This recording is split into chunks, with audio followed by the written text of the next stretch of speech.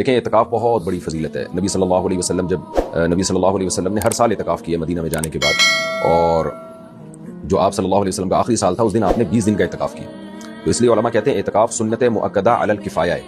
علی الکفایہ کا مطلب یہ ہے کہ پورے محلے میں کوئی بھی اعتکاف میں نہ بیٹھے تو پھر سارا محلہ قابل ملامت ہے۔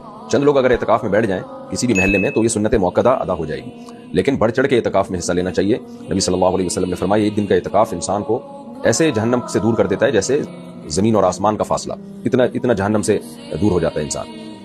اور سب سے بڑی بات یہ ہے کہ جو لوگ بھی اعتکاف کرتے ہیں ان کو لیلۃ القدر کی فضیلت حاصل ہوتی ہے، اور پورے سال میں جتنی زیادہ فضیلت رمضان کی ہے اتنی کسی مہینے کی نہیں ہے۔ اور پھر رمضان کے آخری عشرے کی جو فضیلت ہے وہ رمضان کی میں بھی باقی عشرے کی وہ فضیلت نہیں ہے۔ تو اعتکاف والا کتنا خوش قسمت ہوتا ہے کہ ایک تو رمضان، دوسرا رمضان کا آخری عشرہ، اور تیسری بات یہ ہے کہ اس آخری عشرے میں بھی عام عبادت سے ہٹ کر ایک یونیک قسم کی عبادت جو پورے سال نہیں آتی، وہ ہے اعتکاف۔